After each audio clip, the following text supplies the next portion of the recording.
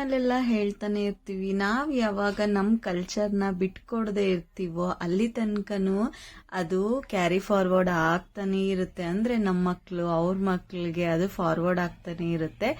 ಒಳ್ಳೇದನ್ನ ಯಾವತ್ತೂ ಅಷ್ಟೇನೆ ಬಿಟ್ಕೊಡ್ಬಾರ್ದು. ಹಾಗಂತ ಕೆಟ್ಟದಕ್ಕೆ ಜಾಸ್ತಿ ನಾವು ಪ್ರೋತ್ಸಾಹನ ಕೊಡೋದಕ್ಕೆ ಹೋಗ್ಬಾರ್ದು. ಒಳ್ಳೇದು ಯಾವುದು ಕೆಟ್ಟದ್ದು ಯಾವುದು ಅಂತ ಮಕ್ಕಳಿಗೆ ತಿಳಿಸ್ಕೊಡ್ಬೇಕು. ಅಂಡ್ ನೆಕ್ಸ್ಟ್ ಜನರೇಷನ್ ಬಂದು ಇವಾಗಿನ ಜನರೇಷನ್ ತರ ಅಲ್ಲ, ಇವಾಗಾದ್ರೂ ಒಂದ್ ಸ್ವಲ್ಪನಾದ್ರೂ ಸತ್ಯ ಧರ್ಮಕ್ಕೆ ಎಲ್ಲೋ ಒಂದ್ ಚೂರನ ಸ್ಪೇಸ್ ಇದೆ ಅಂತಾನೆ ಹೇಳ್ಬೋದು. ಆದ್ರೆ ನೆಕ್ಸ್ಟ್ ಬರುವಂತ ಜನರೇಷನ್ ಅಲ್ಲಿ ಅದೆಲ್ಲ ಇರುತ್ತೆ ಅಂತ ಅನ್ಕೊಳ್ಳೋದಕ್ಕೂ ಸಾಧ್ಯ ಇಲ್ಲ. ನಮ್ ಮಕ್ಳಾದ್ಮೇಲೆ ಅದ್ರ ನೆಕ್ಸ್ಟ್ ಜನರೇಷನ್ ಯಾವ ತರ ಇರುತ್ತೆ ಅಂತ ನೆನೆಸ್ಕೊಂಡ್ರೇನೆ ಒಂಥರ ಭಯ ಆಗುತ್ತೆ. ಸೊ ನಾವು ನಮ್ಮ ಮಕ್ಳಿಗೆ ಏನ್ ಹೇಳ್ಕೊಡ್ತೀವೋ ಅದನ್ನ ಅವ್ರ ಮಕ್ಳಿಗೆ ಹೇಳ್ಕೊಡ್ಬೇಕು ಅನ್ನೋ ರೀತಿಲೇ ನಾವ್ ಹೇಳ್ಕೊಡ್ಬೇಕು. ಕೆಟ್ಟದನ್ನ ಹೇಳ್ಕೊಡೋದಕ್ಕೆ ಯೋಚನೆ ಮಾಡ್ಬೇಕೆ ಹೊತ್ತು ಒಳ್ಳೆ ವಿಷಯನ ಹೇಳ್ಕೊಡೋದಕ್ಕೆ ಯೋಚನೆ ಮಾಡೋದೇ ಬೇಡ, ತಟ್ ಅಂತ ಹೇಳ್ಕೊಟ್ಬಿಡ್ಬೋದು. ಇವಾಗಂತೂ ಮಾಡ್ರನ್ ಟ್ರೆಂಡ್ ಎಲ್ಲ ಚೇಂಜ್ ಆಗ್ಬಿಟ್ಟಿದೆ. ಅದೇ ತರ ನಾವು ಮಾಡ್ರನ್ ಆಗಿ ಯಾವ ತರ ಟ್ರೆಂಡ್ಗೆ ಮಕ್ಕಳನ್ನ ಅಡ್ಜಸ್ಟ್ ಮಾಡ್ತೀವೋ ಅದೇ ತರ ನಮ್ ಶಾಸ್ತ್ರ ಸಂಪ್ರದಾಯ ಕೂಡ ಬಿಟ್ಕೊಡ್ಬಾರ್ದು. ಅವ್ರಿಗೂ ಎಲ್ಲಾನು ತಿಳಿಸ್ಕೊಡ್ತಾ ಇರ್ಬೇಕು. ನಾವು ಫಸ್ಟ್ ಮನೇಲಿ ದೊಡ್ಡವರಾದವರು ಎಲ್ಲಾನು ಫಾಲೋ ಮಾಡ್ಕೊಂಡು ಹೋದ್ರೆ ಅಲ್ವಾ ನಮ್ಮನ್ನ ನೋಡಿ ನೆಕ್ಸ್ಟ್ ನಮ್ ಜನರೇಷನ್ ಅವ್ರು ಕೂಡ ಎಲ್ಲ ಫಾಲೋ ಮಾಡ್ಕೊಂಡು ಬರ್ತಾರೆ. ನನ್ಗಂತೂ ತುಂಬಾ ಆಸೆ, ಇವಾಗಿನ ಜನರೇಷನ್ ತಕ್ಕನಾಗೆ ತುಂಬಾ ಟ್ರೆಂಡು ಸ್ಟೈಲು ಅಂತ ಹೆಣ್ಮಕ್ಳು ಆಗ್ಲಿ ಗಂಡ್ಮಕ್ಳು ಆಗ್ಲಿ ಆ ತರ ಲೈನ್ಗೆ ಹೋಗೋದ್ ಬಿಟ್ಬಿಟ್ಟು ನನ್ಗೇನಪ್ಪ ಆಸೆ ಅಂದ್ರೆ ಫಸ್ಟ್ ಆಫ್ ಆಲ್ ನನ್ನ ಇಬ್ರು ಹೆಣ್ಮಕ್ಳು ಅಷ್ಟೇನೆ ಪ್ರತಿಯೊಂದನ್ನು ನಮ್ಮ ಒಂದು ಕಲ್ಚರ್ನ ಕಲ್ತಿರ್ಬೇಕು, ಸಂಪ್ರದಾಯವಾಗಿರ್ಬೇಕು ಅಂಡ್ ಇವಾಗಿನ ಟ್ರೆಂಡ್ ತಕ್ಕನಾಗೂ ಇರ್ಬೇಕು ಅಂತ ನಂಗೆ ತುಂಬಾ ಆಸೆ. ಸೊ ದಟ್ ನಾನು ಅವ್ರಿಗೆ ಪ್ರತಿ ಒಂದು ವಿಷಯದಲ್ಲೂ ಗೈಡ್ ಮಾಡ್ತಾನೆ ಇರ್ತೀನಿ, ಎಲ್ಲಾ ತರಾನು ಒಳ್ಳೇದ್ ಯಾವ್ದು ಕೆಟ್ಟದ್ ಯಾವ್ದು ಅನ್ಬಿಟ್ಟು. ಅದ್ರಿಂದ ಹೆಣ್ಮಕ್ಳಿಗೆ ಒಳ್ಳೇದ್ ಯಾವ್ದು ಕೆಟ್ಟದ್ ಯಾವ್ದು ನಾವ್ ಯಾವ ತರ ಇರ್ಬೇಕು, ಮನೇಲಿ ಯಾವ ತರ ಇರ್ಬೇಕು ಅಂಡ್ ಅವ್ರಿಗೆ ಹೆಲ್ಪಿಂಗ್ ನೇಚರ್ ಬರೋದಕ್ಕಾಗ್ಲಿ ನಾವು ಪ್ರತಿಯೊಂದನ್ನು ಚಿಕ್ಕ ವಯಸ್ಸಿಂದಾನೇ ಟ್ರೈನ್ ಮಾಡ್ತಾ ಇರ್ಬೇಕು. ಇಲ್ಲ ಅಂದ್ರೆ ಯಾವ್ದನ್ನು ಕಲಿಯೋದಕ್ ಚಾನ್ಸೇ ಇಲ್ಲ. ನಾವೇನೆಲ್ಲ ಕಲ್ತಿ ಬಂದ್ಬಿಟ್ಟಿರ್ತೀವ? ಇಲ್ಲ, ಪ್ರತಿಯೊಂದನ್ನು ಕಲಿತಾ ಇರ್ತೀವಿ, ಈಗ್ಲೂ ಕೂಡ ಕಲಿತಾ ಇರ್ತೀವಿ. ಅಫ್ಕೋರ್ಸ್ ನಾನು ಮದ್ವೆಗ್ ಮುಂಚೆ ಯಾವ ತರ ಇದೆ, ಮದ್ವೆ ಆಗಿ ಬಂದ್ಮೇಲೆ ಸಾಕಷ್ಟು ವಿಷಯಗಳನ್ನ ತಿಳ್ಕೊಂಡಿದೀನಿ. ನಾನ್ ಮದ್ವೆಗ್ ಮುಂಚೆ ಕಲ್ತಿರೋ ವಿಷಯಗಿನ್ನ ಮದ್ವೆ ಆಗಿ ಬಂದ್ಮೇಲೆ ತುಂಬಾ ವಿಚಾರಗಳನ್ನ ಕಲ್ತಿರೋದೇ ಹೆಚ್ಚು ಅಂತ ಹೇಳ್ಬೋದು. ಕಲಿಯೋದಕ್ಕೆ ವಯಸ್ಸಿಲ್ಲ ಅಂತಾರಲ್ವಾ, ಎಷ್ಟು ಕಲಿತಾ ಇದ್ರು ಕಲಿಯೋದು ಮುಗಿಯೋದೇ ಇಲ್ಲ. ಕಲಿಬೇಕು ಅಂತ ಮನ್ಸಿರೋರ್ಗೆ ಕಲಿಯೋದಕ್ಕೆ ತುಂಬಾ ನೂರಾರು ದಾರಿಗಳಿರುತ್ತೆ. ನನ್ಗಂತೂ ಯಾವಾಗ್ಲೂ ಅಷ್ಟೇನೆ ನಮ್ಮ ಅತ್ತೆ ನನ್ ಗಂಡ ಎಲ್ಲ ಏನಾದ್ರೂ ಒಂದ್ ವಿಷಯದಲ್ಲಿ ಗೈಡ್ ಮಾಡಿನೇ ನಾನು ಕೂಡ ಈ ಮಟ್ಟಕ್ಕೆ ಬಂದಿರೋದು. ನಾನ್ ಯಾಕೆ ಈ ವಿಚಾರನೆಲ್ಲ ನಿಮ್ಗೆ ಶೇರ್ ಮಾಡ್ತಿದ್ದೀನಿ ಅಂತ ನಿಮ್ಗೆ ಅನ್ನಿಸ್ಬೋದು. ಏನ್ ಟೈಟಲ್ ಬಂದು ಮನೆ ದೇವ್ರ ಪೂಜೆ ಅಂತ ಹಾಕ್ಬಿಟ್ಟು ಈ ವಿಷಯನೆಲ್ಲ ಶೇರ್ ಮಾಡ್ತಿದ್ದಾರೆ ಅಂತ. ಇತ್ತೀಚೆಗೆ ನ್ಯೂಸ್ ಅಲ್ಲಿ ತುಂಬಾ ಚಿಕ್ಕ ಮಕ್ಕಳ ವಿಚಾರಗಳು ನೋಡಿ ಯಾಕೋ ಮನ್ಸಿಗೊಂಥರ ಬೇಜಾರಾಗ್ತಿತ್ತು. ಎಷ್ಟು ಚಿಕ್ಕ ವಯಸ್ಸಿಗೆ ಏನೇನೆಲ್ಲ ತಪ್ಪುಗಳು ಮಾಡ್ತಾರೆ, ಮಕ್ಕಳ ಮೈಂಡಲ್ಲಿ ಕೊಲೆ ಮಾಡೋ ಅಂತ ಮಟ್ಟಕ್ಕೆಲ್ಲ ಹೋಗ್ಬಿಟ್ಟಿದ್ದಾರೆ. ಇವೆಲ್ಲ ನೋಡಿದಾಗ ಒಂಥರ ಬೇಜಾರಾಗ್ತಿತ್ತು. ಹಾಗೆ ಫಸ್ಟ್ ಆಫ್ ಆಲ್ ಮಕ್ಳು ಬೆಳೆಯೋದಕ್ಕೆ ನಾನ್ ಅನ್ಕೊಂಡಿರೋದು ಮೂರೇ ರೀಸನ್ನು. ಫಸ್ಟ್ ನಮ್ ಮನೇಲಿರುವಂತ ವಾತಾವರಣ ಕರೆಕ್ಟ್ ಆಗಿರ್ಬೇಕು, ಆಮೇಲೆ ನಮ್ ಸರೌಂಡಿಂಗ್ ಕರೆಕ್ಟ್ ಆಗಿರ್ಬೇಕು, ಅವರು ಹೋಗಿ ಡೈಲಿ ವಿದ್ಯೆ ಕಲ್ತು ಬರೋ ಅಂತಹ ಸ್ಕೂಲ್ ಕರೆಕ್ಟ್ ಆಗಿರ್ಬೇಕು. ಈ ಮೂರು ಕರೆಕ್ಟ್ ಆಗಿತ್ತು ಅಂದ್ರೆ ಅವರು ಕರೆಕ್ಟ್ ಆಗಿ ಲೈಫ್ ಅಲ್ಲಿ ಚೆನ್ನಾಗಿ ಗೈಡ್ ಮಾಡ್ಕೊಂಡು ಬೆಳ್ಕೊಂಡು ಹೋಗ್ತಾರೆ ಅಂತಾನೆ ನನ್ಗನ್ಸುತ್ತೆ. ಸೊ ನಿಮ್ಗೆ ಹೇಗನ್ಸುತ್ತೆ ಅಂತ ನಂಗೆ ಗೊತ್ತಿಲ್ಲ, ಬಟ್ ನನ್ಗನ್ಸಿರೋದನ್ನ ನಾನು ಶೇರ್ ಮಾಡ್ಕೊಬೇಕು ಅಂತ ಅನ್ನಿಸ್ತು, ಶೇರ್ ಮಾಡ್ಕೊಂಡೆ ಅಷ್ಟೇನೆ. Hi hello everyone, welcome back to Mamata Nagarjun vlogs. ಇವತ್ತಿನ ವಿಡಿಯೋಲಿ ನಾನು ನಮ್ಮ ಮನೆ ದೇವರ ದರ್ಶನಕ್ಕೆ ಅಂತ ಅಂದ್ರೆ ಮೈಸೂರ್ ಹತ್ರ ಇರೋ ಚಿಕ್ಕಲ್ಲೂರು ದೇವಸ್ಥಾನಕ್ಕೆ ಹೋಗ್ತಿದ್ದೀನಿ, ಸಿದ್ದಪ್ಪಾಜಿ ದೇವಸ್ಥಾನಕ್ಕೆ. ಈಗಾಗ್ಲೇ ನಾನು 2 ಸಲ ಮನೆ ದೇವರ ದರ್ಶನಕ್ಕೆ ಹೋಗಿರೋದು, ಪೂಜೆ ವ್ಲಾಗ್ ಎಲ್ಲ ಶೇರ್ ಮಾಡಿದ್ದೀನಿ. ಸೊ ಅದೇ ತರಾನೇ ಅಂಡ್ ಈ ವರ್ಷ ಅಂದ್ರೆ ಪ್ರತಿ ವರ್ಷನೂ ಒಂದೊಂದು ಏನಾದ್ರೂ ಚೇಂಜಸ್ ಆಗ್ತಾನೆ ಇರುತ್ತಲ್ಲ. ಪ್ರತಿ ದಿನಾನು ನಮ್ ಲೈಫಲ್ಲಿ ಚೇಂಜ್ ಆದಂಗೆ ಪ್ರತಿ ವರ್ಷನೂ ಚೇಂಜ್ ಆಗ್ತಾನೆ ಇರುತ್ತೆ. ಸೊ ಹೋದ ವರ್ಷದಕ್ಕೂ ಈ ವರ್ಷಗೂ ತುಂಬಾನೇ ವ್ಯತ್ಯಾಸ ಇರುತ್ತೆ ಪೂಜೆಗೆ. ಸೊ ದಟ್ ನಾನಿಲ್ಲಿ ಈ ವರ್ಷದ ಪೂಜೆ ಯಾವ ತರ ಇರುತ್ತೆ, ಹಾಗೆ ನಮ್ಮ ಮನೆ ದೇವ್ರ ದರ್ಶನ. ಈಗ ಹೊಸದಾಗಿ ಯಾರನ್ನ ನನ್ನ ಚಾನಲ್ನ ನೋಡ್ತಿರ್ತೀರಲ್ಲ ಅವ್ರಿಗೋಸ್ಕರ ಇನ್ನೊಮ್ಮೆ ನಾನು ಇವತ್ತಿನ ವ್ಲಾಗ್ನ ಶೇರ್ ಮಾಡ್ಕೊಳ್ತಾ ಇದ್ದೀನಿ. ನಾವೆಲ್ಲನ ಹೊರಗಡೆ ಹೋಗ್ತಿದೀವಿ, ಒಳ್ಳೆ ಕೆಲ್ಸಕ್ಕೆ ಹೋಗ್ತಿದೀವಿ ಅನ್ನೋವಾಗ ಫಸ್ಟ್ ನಮ್ಗೆ ಏನನ್ಸುತ್ತೆ ಅಂದ್ರೆ ಅದೊಂದು ಅವಾಗಿಂದ ಬಂದಿರೋಂತ ರೂಢಿ ಪದ್ಧತಿ ಅಂತಾನೆ ಹೇಳ್ಬೋದು. ಫಸ್ಟ್ ದೇವ್ರಿಗೆ ದೀಪ ಹಚ್ಚಿ ಕೈ ಮುಗ್ದು ಆಮೇಲೆ ಹೊರಗಡೆ ಹೋಗೋದೆ ಅದು ಅವಾಗಿಂದ ಬಂದಿರೋಂತ ರೂಢಿ. ನಾನು ಕೂಡ ಅದೇ ತರನೇ ಬೆಳಗ್ಗೆನೆ ಎದ್ದು ಮನೇಲಿ ಎಲ್ಲ ಕೆಲ್ಸಗಳನ್ನ ಮುಗಿಸ್ಕೊಂಡು ದೀಪ ಹಚ್ಚಿ ದೇವ್ರಿಗೆ ಕೈ ಮುಗಿದು ಆಮೇಲೆ ಹೊರಡೋದಕ್ಕೆ ನೆಮ್ಮದಿಯಾಗಿ ಹೊರಡ್ತೀನಿ. ಇಲ್ಲಾಂದ್ರೆ ಮನ್ಸಿಗೆ ಸಮಾಧಾನನೇ ಇರೋದಿಲ್ಲ, ಅದೊಂಥರ ರೂಢಿ ಆಗ್ಬಿಟ್ಟಿದೆ. ಹಾಗೆ ಇವತ್ತು ನಾನು ಹಾಕಿರೋ ರಂಗೋಲಿ ಡಿಸೈನು ಆಲ್ರೆಡಿ ಶಾರ್ಟ್ ವಿಡಿಯೋನಲ್ಲಿ ಶೇರ್ ಮಾಡಿದ್ದೀನಿ. ನಿಮ್ಗೆ ಯಾರಿಗಾನ ಬೇಕು ಅಂದ್ರೆ ಡೀಟೇಲ್ ಆಗಿ ಆ ವಿಡಿಯೋನಲ್ಲಿ ಚೆಕ್ ಮಾಡ್ಬೋದು. ಅಂಡ್ ಫೈನಲಿ ಬೆಳಗ್ಗೆ ಎಲ್ಲ ಕೆಲಸ ಎಲ್ಲ ಮುಗಿಸ್ಕೊಂಡು ಒಂದು ಲೋಟ ಕಾಫಿ ಮಾಡಿಕೊಂಡು ಮೈಂಡ್ ಎಲ್ಲ ರಿಲ್ಯಾಕ್ಸ್ ಮಾಡಿಕೊಂಡು ಕಾಫಿ ಕುಡಿತಾ ಇದ್ದೀನಿ. ಆಮೇಲೆ ಹೋಗೋದಕ್ಕೆ ಏನೇನೆಲ್ಲ ಬೇಕಲ್ವಾ ಅದನ್ನೆಲ್ಲ ಒಂದು ಸೈಡ್ಗೆ ಪ್ಯಾಕ್ ಮಾಡಿಕೊಂಡೆ. ಯಾಕಂದ್ರೆ ಬೆಳಗ್ಗೆ ಹೋದ್ರೆ ಇನ್ನು ನಾವು ಬರೋಷ್ಟರಲ್ಲಿ ನೈಟ್ ಆಗೋಗ್ಬಿಡುತ್ತೆ.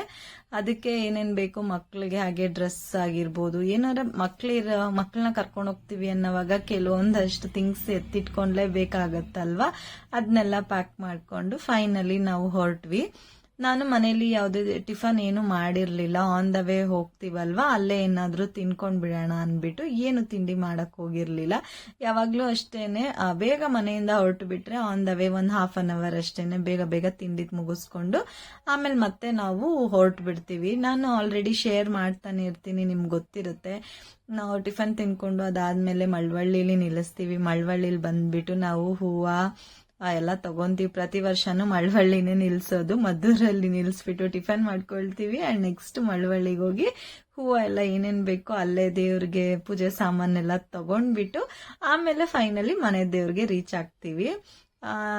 ಮೈಸೂರು ರೋಡಲ್ಲಿ ಅಲ್ವಾ ಹೋಗೋದು. ಸೊ ಗೊತ್ತಿರುತ್ತೆ ಸಿದ್ದಪ್ಪಾಜಿ, ಮುಂಚೆ ಎಲ್ಲ ಸಿದ್ದಪ್ಪಾಜಿ ಅಂದ್ರೆ ಯಾವ ದೇವ್ರು ಅಂತ ಕೇಳೋರು. ಬಟ್ ಈಗ ತುಂಬಾ ಜನಕ್ಕೆ ಗೊತ್ತಾಗ್ಬಿಟ್ಟಿದೆ. ಮೈಸೂರು ಮದ್ದೂರು ಸೈಡ್ ಎಲ್ಲ ಜಾಸ್ತಿ ಅದೇ ದೇವಸ್ಥಾನನೇ ಹೇಳ್ಬೇಕು ಅಂದ್ರೆ ಇರೋದು ಸಿದ್ದಪ್ಪಾಜಿ ಅನ್ಬಿಟ್ಟು. ನಾನು ಇವಾಗ ಶೇರ್ ಕೂಡ ಮಾಡ್ತೀನಿ ನಿಮ್ಗೆ ಕಂಪ್ಲೀಟ್ ಆಗಿ. ಲಾಸ್ಟ್ ಇಯರ್ ಹೋಗಿರೋದಕ್ಕೂ ಈ ವರ್ಷ ಹೋಗಿರೋದಕ್ಕೂ ತುಂಬಾ ವ್ಯತ್ಯಾಸ ಆಗಿದೆ. ದೇವಸ್ಥಾನ ಕಟ್ತಾ ಇದ್ರಲ್ವಾ, ಸೊ ಪೇಂಟಿಂಗ್ ಎಲ್ಲ ಆಗಿರ್ಲಿಲ್ಲ. ಬಟ್ ಈ ಸಲ ಹೋದಾಗ ಪೇಂಟಿಂಗ್ ಎಲ್ಲ ಆಗಿತ್ತು. ಅಂದ್ರೂ ಇನ್ನೂ ಕನ್ಸ್ಟ್ರಕ್ಷನ್ ಆಗ್ತಾನೆ ಇದೆ, ಬಟ್ ತುಂಬಾ ದೊಡ್ಡದಾಗಿ ಕಟ್ತಿದ್ದಾರೆ. ಇಲ್ಲಂತೂ ಸಿದ್ದಪ್ಪಾಜಿ ಅಂದ್ರೆ ಚಿಕ್ಕಲ್ಲೂರು ಜಾತ್ರೆ ಮಾಡ್ತಾರೆ, ಗೊತ್ತಿರುತ್ತೆ ಅನ್ಕೊಂತೀನಿ. ಆ ಟೈಮಲ್ಲಂತೂ ಇಲ್ಲಿ ಕಾಲಿಡೋದಕ್ಕೆ ಜಾಗ ಇರೋದಿಲ್ಲ.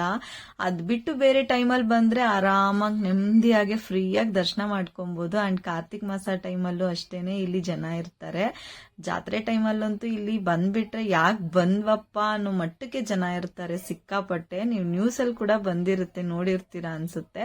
ಸೊ ಈ ಸಲ ನಮ್ಗೆ ಬಂದಾಗ ಒಂಥರ ತುಂಬಾ ಚೆನ್ನಾಗ್ ಅನ್ನಿಸ್ತು. ದೇವಸ್ಥಾನ ಎಲ್ಲ ಕನ್ಸ್ಟ್ರಕ್ಷನ್ ಚೆನ್ನಾಗಾಗಿತ್ತು. ಹಾಗೆ ಪೇಂಟಿಂಗ್ ಎಲ್ಲ ಮಾಡಿದ್ರಲ್ವಾ, ಪೇಂಟಿಂಗ್ ಇಲ್ದೇನೆ ಇಷ್ಟು ವರ್ಷ ನೋಡ್ತಾ ಇದ್ದೆ. ಈ ಸಲ ಪೇಂಟಿಂಗ್ ಎಲ್ಲ ಮಾಡಿರೋದು ಇನ್ನೂ ಒಂಥರ ಚೆನ್ನಾಗ್ ಅನಿಸ್ತು. ಆದ್ರೂ ಇನ್ನೂ ಎಲ್ಲ ಫಿನಿಶ್ ಆಗ್ಬೇಕು, ನೋಡೋಣ ಇನ್ನ ನೆಕ್ಸ್ಟ್ ವರ್ಷ ಹೋಗೋಷ್ಟ್ರಲ್ಲಿ ಇನ್ನೆಷ್ಟು ಚೇಂಜಸ್ ಆಗಿರುತ್ತೆ ಅಂತ. ಫೈನಲಿ ನಾವು ಎಲ್ಲ ಪೂಜೆ ಸಾಮಾನೆಲ್ಲ ತಗೊಂಡು ಆಮೇಲೆ ಒಳಗಡೆ ಬಂದ್ವಿ. ನಾವು ಬರೋಷ್ಟ್ರಲ್ಲಿ ಆಕ್ಚುಲ್ ಆಗಿ 4 ಆಗಿತ್ತು. 4 ಇಲ್ಲಿ ಟೆಂಪಲ್ ಓಪನ್ ಮಾಡೋದು, 2 ಕ್ಲೋಸ್ ಮಾಡ್ಬಿಡ್ತಾರೆ. ಅದಾದ್ಮೇಲೆ ಮತ್ತೆ 4 ಈವ್ನಿಂಗ್ ಓಪನ್ ಆಗೋದು. ನಾವು ಬರೋದು ಸ್ವಲ್ಪ ಲೇಟ್ ಆಗಿತ್ತು, 2:30 3 ಏನೋ ಆಗಿತ್ತು. ಸೊ ನಾವ್ ಅಲ್ಲೇ ಹೊರಗಡೆ ಎಲ್ಲ ಸ್ವಲ್ಪ ಹೊತ್ತು ವೆಯ್ಟ್ ಮಾಡಿದ್ವಿ ಓಪನ್ ಆಗೋ ತನಕ. ಅದಾದ್ಮೇಲೆ 4:30 ಅಷ್ಟರಲ್ಲಿ ದೇವಸ್ಥಾನ ಓಪನ್ ಆಯ್ತಲ್ವಾ, ಆಮೇಲೆ ಒಳಗಡೆ ಬಂದು ನೆಮ್ಮದಿಯಾಗಿ, ಜನ ಜಾಸ್ತಿ ಇದ್ದಷ್ಟು ನೆಮ್ಮದಿಯಾಗಿ ಪೂಜೆ ಮಾಡಿಸ್ಕೊಳ್ಳೋದಕ್ಕೆ ಆಗೋದಿಲ್ಲ, ಕಡಿಮೆ ಇರೋವಾಗ ಆರಾಮಾಗಿ ಪೂಜೆ ಮಾಡ್ಕೋಬಹುದು. ಹಾಗೆ ಇದು ಬಂದು ಹಳೇ ಕಾಲದ ತರ ದೇವಸ್ಥಾನ, ಬಟ್ ನನ್ಗೆ ಇದ್ರ ಬಗ್ಗೆ ಅಷ್ಟು ಡೀಟೇಲ್ ಆಗಿ ಗೊತ್ತಿಲ್ಲ. ಆದ್ರೆ ಈ ಕಂಬಗಳು, ಆ ಕಲ್ಲಿಂದು ಒಳಗಡೆ ಎಲ್ಲ ದೇವಸ್ಥಾನ ನೋಡಿದ್ರೆ ತುಂಬಾ ಹಳೇದು ಅನ್ನೋ ತರಾನೇ ಫೀಲ್ ಆಗುತ್ತೆ. ಹೊರಗಡೆ ಬಂದು ಈಚೆ ಎಲ್ಲ ಇವಾಗಿಂದು ಯಾವ ತರ ಇರುತ್ತಲ್ವಾ ಆ ತರಾನೇ ಕಟ್ತಿದ್ದಾರೆ. ಬಟ್ ದೇವಸ್ಥಾನದ ಒಳಗಡೆ ಬಂದ್ಬಿಟ್ಟು ಇದೆಲ್ಲ ಫುಲ್ ಹಳೇದ್ ಯಾವ ತರ ಇದೆಯೋ ಅದನ್ನ ಹಾಗೆ ಬಿಟ್ಟು ಪೇಂಟಿಂಗ್ ಮಾತ್ರ ಮಾಡಿದಾರೆ ಅಷ್ಟೇನೆ. ಬಟ್ ತುಂಬಾ ಚೆನ್ನಾಗಿದೆ ದೇವಸ್ಥಾನ ನೋಡೋದಕ್ಕೆ. ಈ ಸಲ ಹೋಗಿದಂತೂ ತುಂಬಾ ಖುಷಿ ಕೊಡ್ತು. ನಾವು ದೇವಸ್ಥಾನಕ್ಕೆ ಹೋಗೋದೇ ಏನಾದ್ರೂ ನಮ್ಮ ಮನ್ಸಿಗೆ ಒಂಥರ ಗೊಂದಲ ಆಗ್ತಾ ಇರುತ್ತಲ್ವಾ, ಅವಾಗ ಮನೆ ದೇವ್ರ ದೇವಸ್ಥಾನಕ್ಕೆ ಹೋಗ್ಬಿಟ್ಟು ಪೂಜೆ ಮಾಡಿಸ್ಕೊಂಡ್ ಬರೋಣ, ಮನೆ ದೇವ್ರಿಗೆ ಹೋದ್ರೆ ಒಂಥರ ನೆಮ್ಮದಿ ಅನ್ನೋದು ಮೈಂಡ್ ಸೆಟ್ ಎಲ್ರಿಗೂನು. ಎಲ್ಲಾರ ಮನೇಲೂ ಆಲ್ಮೋಸ್ಟ್ ಅಬ್ಸರ್ವ್ ಮಾಡಿ, ಏನಾದ್ರೂ ಒಂದ್ ಪ್ರಾಬ್ಲಮ್ ಆಯ್ತು, ಏನಾದ್ರೂ ಒಂದ್ ಮನ್ಸಲ್ಲಿ ನೆಮ್ಮದಿ ಇಲ್ಲ ಅನ್ನೋವಾಗ ಮನೆ ದೇವ್ರಿಗೆ ಹೋಗೋಣ ಅಂತ ಪ್ಲಾನ್ ಮಾಡ್ಕೊಂತೀವಿ. ನಾವು ಕೂಡ ಅಷ್ಟೇನೆ. ಒಂದ್ ಸ್ವಲ್ಪ ಯಾಕೋ ಗಿಜಿ ಅಂತಿತ್ತು, ಅದಕ್ಕೇನೆ ಹೋಗ್ಬಿಟ್ಟು ಬರೋಣ ಅನ್ನಿಸ್ತು. ನಮ್ಮ ಮನೆಯವ್ರು ಯಾಕೋ ಸಡನ್ ಆಗಿ ಬಂದ್ಬಿಟ್ಟು ಹೋಗೋಣ ಅಂತ ಅಂದ್ರು. ಸರಿ ಅಂತ ನಾವು ನೆಕ್ಸ್ಟ್ ಟೈಮ್ ಬೆಳಗ್ಗೆನೆ ಹೋಗೋಣ ಅಂತ ಅನ್ಕೊಂಡ್ ಪ್ಲಾನ್ ಮಾಡ್ಕೊಂಡು ಹೊರಟ್ಬಿಟ್ವಿ. ಹೇಗೋ ಫೈನಲಿ ಪೂಜೆ ಎಲ್ಲ ತುಂಬಾ ಚೆನ್ನಾಗಾಯ್ತು.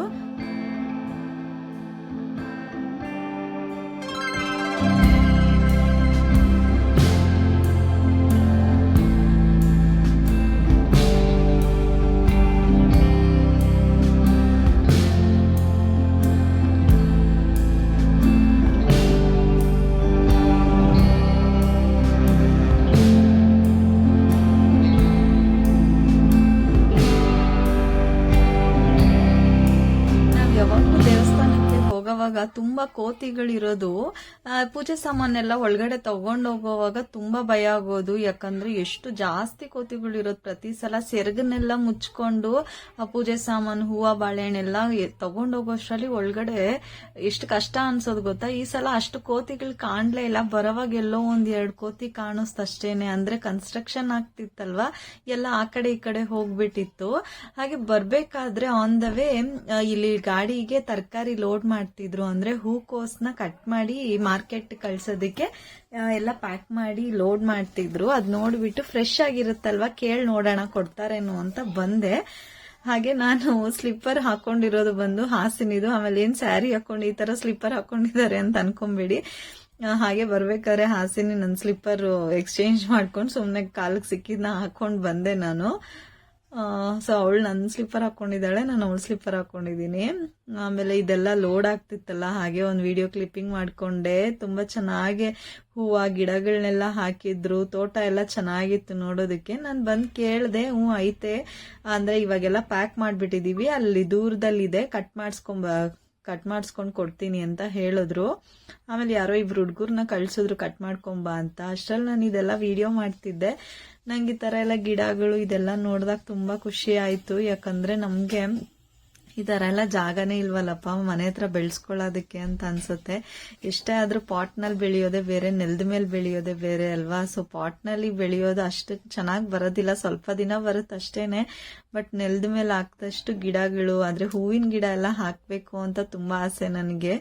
ನೋಡೋಣ ಇನ್ ಫ್ಯೂಚರ್ ಅಲ್ಲಿ ಯಾವಾಗನ ಜಾಗ ಎಲ್ಲ ಇತ್ತು ಅಂದಾಗ ನಾನಂತೂ ಖಂಡಿತವಾಗ್ಲೂ ಗಿಡಗಳನ್ನಂತೂ ಮಿಸ್ ಮಾಡಿಲ್ದಂಗ್ ಬೆಳೆಸ್ತೀನಿ. ನಮ್ ಸಾನ್ವಿ ಅಂತೂ ಇದೆಲ್ಲ ಫಸ್ಟ್ ಟೈಮ್ ನೋಡ್ತಾ ಇರೋದು. ಈ ತರ ಪ್ರತಿಯೊಂದನ್ನು ಟಚ್ ಮಾಡಿ ನೋಡ್ತಾನೆ ಇದ್ಲು, ಯಾವ ತರ ಇರುತ್ತೆ ಅನ್ಬಿಟ್ಟು. ಬಾಳೆಗೊನೆ ಆಮೇಲೆ ಈರುಳ್ಳಿ ಎಲ್ಲ ಹಾಕಿದ್ರಲ್ವಾ, ತುಂಬಾ ದೊಡ್ಡ ಜಾಗದಲ್ಲಿ ಹಾಕಿದ್ರು. ನನಗೆ ಎಷ್ಟ್ ಬೇಕೋ ಅಷ್ಟು ಹೂಕೋಸ್ನ ಕೇಳ್ದೆ, ತೂಕ ಮಾಡ್ಬಿಟ್ಟು ಒಂದ್ ಬ್ಯಾಗ್ ಹಾಕೊಟ್ರು. ಆಮೇಲೆ ಮೆಹಂದಿ ಸೋಪ್ ನೋಡಿದ ತಕ್ಷಣ ತುಂಬಾ ಖುಷಿ ಆಯ್ತು. ಮಕ್ಳಿಗೆ ನಾನು ಸಾಕಷ್ಟು ಸಲ ಹೇಳ್ತಾ ಇದ್ದೆ, ನಾವೆಲ್ಲ ಅವಾಗ ಮೆಹಂದಿ ಸೊಪ್ಪು ಇರೋದು ಮನೇಲಿ ಬೆಳೆಸ್ತಾ ಇದ್ವಿ, ಅದನ್ನೇ ಎಲ್ಲ ಅರ್ದು ಬಿಟ್ಟು ಕೈಗೆ ಹಾಕೊಂತಿದ್ವಿ ಗೋರಂಟಿ. ನಾವೆಲ್ಲ ಜಾಸ್ತಿ ಮೆಹಂದಿ ಎಲ್ಲ ಕೋನ್ ಎಲ್ಲ ಯೂಸ್ ಮಾಡ್ತಿರ್ಲಿಲ್ಲ ಅಂತ ಕೇಳೋರು. ಬಟ್ ಇವಾಗ ಇಲ್ಲಿ ಸಿಕ್ತಲ್ವಾ, ಅದಕ್ಕೆ ಅದನ್ನು ಕೂಡ ಸ್ವಲ್ಪ ಕಿತ್ತಿಸ್ಕೊಂಡು ಹಾಗೆ ಬರ್ಬೇಕಾದ್ರೆ ಸಂಜೆ ಆಗಿತ್ತಲ್ವಾ, ವ್ಯೂ ಎಲ್ಲ ತುಂಬಾ ಚೆನ್ನಾಗ್ ಕಾಣ್ತಿತ್ತು. ಆ ಬೆಟ್ಟಗಳು, ಗಿಡ, ತೆಂಗಿನ ಮರಗಳು ಎಲ್ಲ ಚೆನ್ನಾಗ್ ಕಾಣ್ತಿತ್ತು. ಅದಕ್ಕೇನೆ ಹಾಗೆ ವಿಡಿಯೋ ಮಾಡ್ಕೊಂಡೆ. ಇನ್ನು ನಾವಂತೂ ಈ ಕಡೆ ಮತ್ತೆ ಬೆಂಗಳೂರಿಗೆ ಬಂದ್ಬಿಟ್ರೆ ಮತ್ತೆ ಇದನ್ನೆಲ್ಲ ನೋಡೋ ಅವಕಾಶನೇ ಇರೋದಿಲ್ಲ. ಸೊ ನೆಕ್ಸ್ಟ್ ಇನ್ನೊಂದು 6 ತಿಂಗಳಿಗೋ ನೆಕ್ಸ್ಟ್ ವರ್ಷನೂ ಹೋಗ್ತೀವಿ. ನನ್ಗಂತೂ ಈ ಕುರಿಗಳನ್ನ ನೋಡಿದಾಗ ಒಂದ್ ನೆನಪಾಯ್ತು. ನನ್ನ ಹಸ್ಬೆಂಡ್ ಹೇಳ್ತಾ ಇದ್ರು, ಈ ಕುರಿಗಳ ಲೈನಕ್ ತಲೆ ಬಗ್ಗಿಸ್ಕೊಂಡು ಹೋಗ್ತಾ ಇರುತ್ತಂತೆ. ಒಂದು ಕುರಿ ಹಳ್ಳಕ್ ಬಿತ್ತು ಅಂದ್ರೆ ಇನ್ನೊಂದ್ ಕುರಿನೂ ಹಳ್ಳಕ್ ಬೀಳುತ್ತೆ ಅಂತಾರಲ್ಲ, ಸೊ ಅದು ಇದನ್ ನೋಡಿನೇ ಅಂತ ಹೇಳೋದು. ಯಾಕಂದ್ರೆ ಅದು ಏನೂ ಫಾಲೋ ಮಾಡಲ್ಲ, ತಲೆ ಬಗ್ಗಿಸ್ಕೊಂಡು ಒಂದ್ರಿಂದ ಒಂದು ಹೆಂಗ್ ಹೋಗ್ತಾ ಇರುತ್ತೋ ಹಂಗ್ ಹೋಗ್ತಾನೇ ಇರುತ್ತಂತೆ. ಆಮೇಲೆ ಬರ್ಬೇಕಾದ್ರೆ ಆನ್ ದ ವೇ ಸ್ವಲ್ಪ ಏನಾದ್ರು ತಿನ್ಕೊಂಡು ಹೋಗೋಣ, ಚಾಟ್ಸ್ ಏನಾದ್ರು ಅನ್ಕೊಂಡು ಇಲ್ಲಿ ಒಂದು ಹೊಸದು ಅಂಗಡಿ ಓಪನ್ ಆಗಿತ್ತು, ಟೇಸ್ಟ್ ಮಾಡೋಣ ಹಾಗೆ ಇಲ್ಲೇನೆ ಅಂತ ನಿಲ್ಸಿದ್ವಿ. ಬಟ್ ಎಲ್ಲ ತುಂಬಾ ಚೆನ್ನಾಗಿತ್ತು.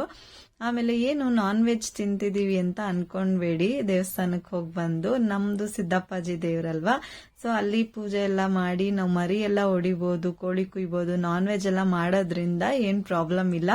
ಆದ್ರೆ ನಾನ್ ವೆಜ್ ತಿಂದ್ಬಿಟ್ಟು ದೇವಸ್ಥಾನಕ್ಕೆ ಹೋಗೋದಿಲ್ಲ, ದೇವ್ರ ಪೂಜೆ ಎಲ್ಲ ಮುಗಿಸಿದ್ಮೇಲೆ ನಾನ್ ವೆಜ್ ನ ತಿಂತೀವಿ.